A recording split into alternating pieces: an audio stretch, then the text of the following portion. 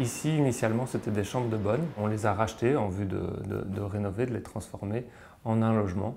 Il y avait une grande surface, il y avait un droit de construire qui était là aussi, et donc avec un bâtiment voisin qui était beaucoup plus haut, le boulevard de la Petite Ceinture qui est quand même très large et sur lequel on peut espérer monter. Donc c'est plus un potentiel un peu diffus, on n'avait pas une idée précise du projet d'architecture qu'on allait faire.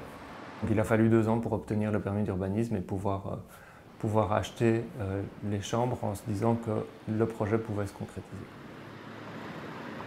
Il y a eu beaucoup de discussions sur la façade avant, la façade avenue Jaspard. Est-ce qu'on refait une toiture à la mansarde? Comment est-ce qu'on termine le bâtiment?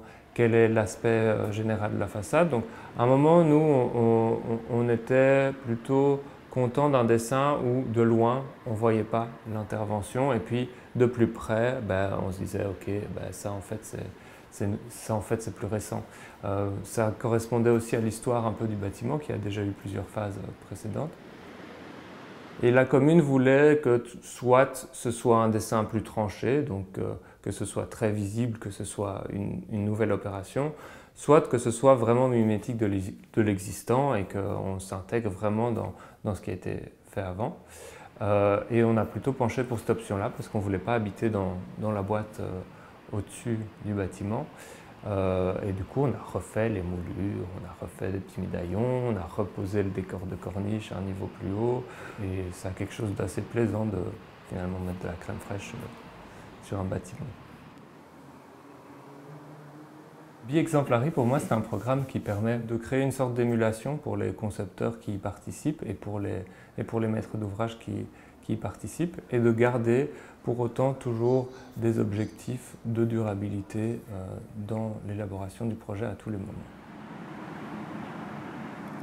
On a créé un logement dans un tissu qui est déjà relativement dense, mais à un endroit que la ville permet quelque part. On le fait face à un boulevard qui est très large, à côté d'un bâtiment qui est beaucoup plus haut.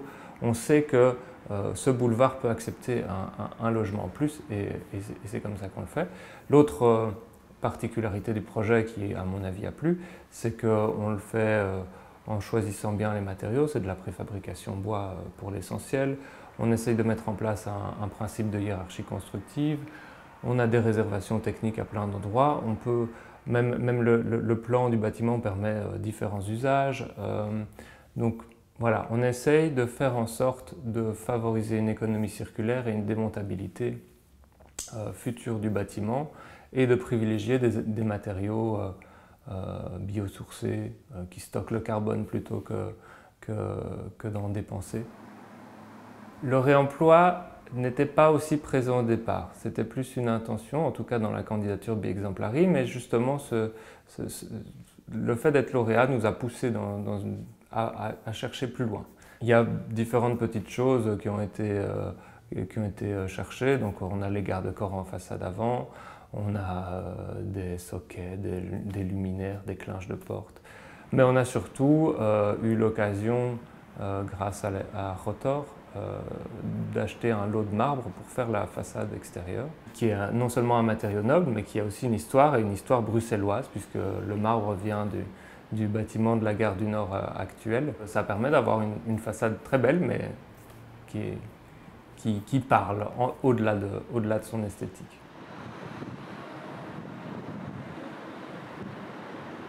On est dans un tissu assez resserré, même si on n'a pas de vis-à-vis direct, mais on est très exposé ici. Ce qu'on voulait, c'est pas que ces vues deviennent obsédantes. Quand on vient voir la vue, on est vraiment dans cette pièce-là et on regarde la vue. Mais ces pièces-là, elles définissent implicitement les pièces de vie qui sont au centre du bâtiment et qui, elles, sont beaucoup plus intimes. Donc il y a cette dichotomie entre des espaces où, quand on va voir la vue, on en est proche et il y a quelque chose de presque conscient à y aller. Ça fait aussi que ces espaces sont assez impressionnants parce que la vue devient l'élément prédominant dans ces pièces-là.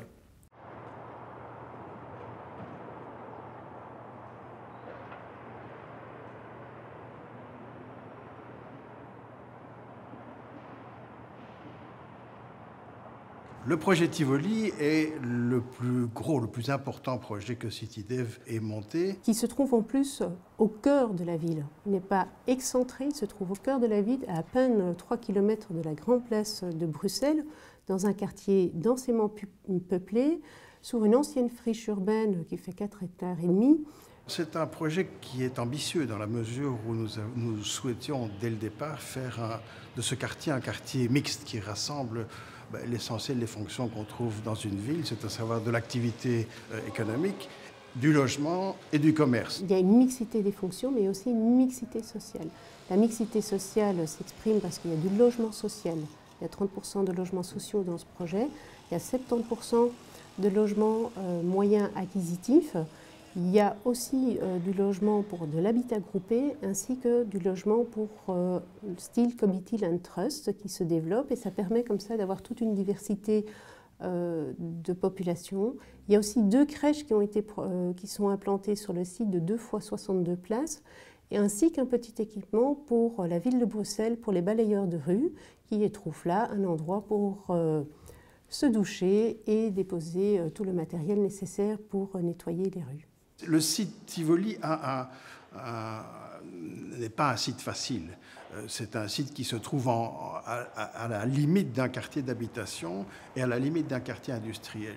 Il y a un grand poids qui est une image extrêmement puissante qui vient du TIR, donc le centre international routier, où arrivent des poids lourds. Donc il était difficile d'imaginer qu'on colle des logements contre ce mastodonte, qui est quand même un bâtiment très important et pas très agréable. Et donc, la partie entreprise, donc Green Bees, sert d'une certaine manière de transition entre la partie industrielle du site et la partie qui est plus dédiée à la résidence. On a travaillé pour CityDev sur le plan MAS, le plan d'implantation, et les principes urbanistiques qui ont été développés dans ce projet et mis en œuvre à travers les projets d'architecture et d'aménagement d'espaces publics. On a travaillé sur la disposition des îlots, la manière dont les espaces ouverts sont composés, s'articulent avec les espaces plutôt fermés, le public, le privé, les rapports de gabarit, les rapports de hauteur, les implantations des bâtiments, entre autres les îlots ouverts. Donc les îlots ne sont pas fermés sur les angles, mais il y a à chaque fois des ouvertures qui permettent de voir à l'intérieur des îlots et donc de permettre à ce quartier de respirer quelque part, malgré la très grande densité qui le caractérise et qui est caractéristique d'un quartier urbain. Chaque îlot a au moins 2 percées visuelles sur l'espace public, mais il y a des conceptions que nous avons apportées. C'était notamment le fait d'avoir des espaces réservés aux résidents en intérieur de l'îlot, de ne pas privatiser la totalité de l'intérieur de l'îlot. Il y a un travail en rapport avec la densité qui a aussi été fait pour tenir compte des ombres portées, de l'éclairement. Donc oui, la densité, c'est un véritable défi et ça a amené énormément de réflexion.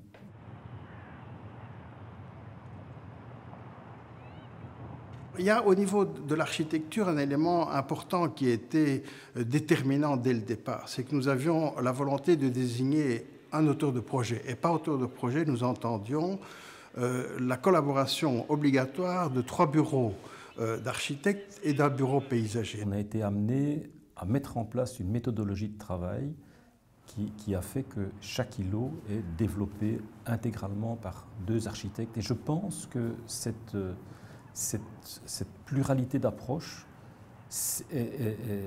a été une richesse constructive qui participe aussi à la mixité voulue et à la mixité du projet Tivoli.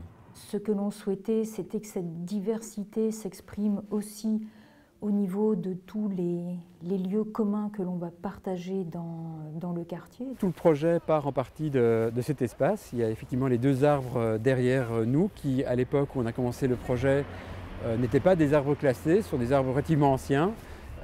Et donc on s'était dit que ça pouvait être un peu le point de départ du projet, de créer un espace de centralité qui compose avec des arbres qui sont un peu le témoignage de l'histoire du site depuis plus d'1 centaine d'années. Et donc d'organiser cet espace et les logements autour de ces arbres qui sont déjà relativement grands. Et donc on a aussi l'impression d'arriver dans un quartier pour les nouveaux habitants un quartier qui a une certaine histoire. Ce ne sont pas des arbres chétifs qu'on vient de planter, mais ce sont des arbres qui sont là depuis un certain nombre d'années. Toute l'organisation du quartier a été aussi de sortir les voitures du quartier, puisqu'il y avait création de voiries, mais éviter d'avoir des voiries traversantes, pour rendre ces voiries plus dans le registre de l'espace public d'usage que de l'espace interdit. Ce projet accueille plus de 660 vélos. Au niveau de l'énergie, par exemple, tous les logements sont passifs et 35% des logements sont aussi zéro énergie. Ceci est réalisé grâce à un chauffage urbain, des panneaux photovoltaïques, la cogénération. On a à Tivoli les premières rues non égouttées de nouveaux quartiers en région bruxelloise, élargir au maximum les trottoirs et faire en sorte que le peu de place finalement disponible du fait de la densité du quartier trouve sa compensation dans une autre façon d'aménager les trottoirs. Les trottoirs sont à la fois des lieux de circulation, mais en fonction de la densité des usages, on fait en sorte que notre plancher devienne aussi support d'un paysage, d'un certain type de végétation, etc.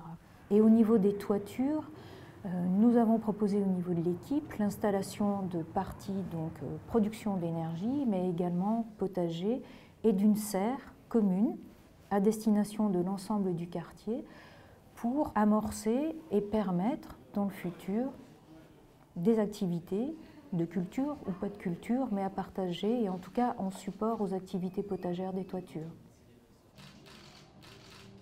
Je pense qu'avec les équipements présents, la diversité urbaine qu'il y a autour et avec Tivoli, sans aucun doute, d'ici une dizaine d'années, c'est un projet qui aura complètement amorcé et finalisé sa greffe avec le tissu et qui va faire sa vie et s'inscrire durablement, c'est le cas de le dire, dans le tissu de la ville.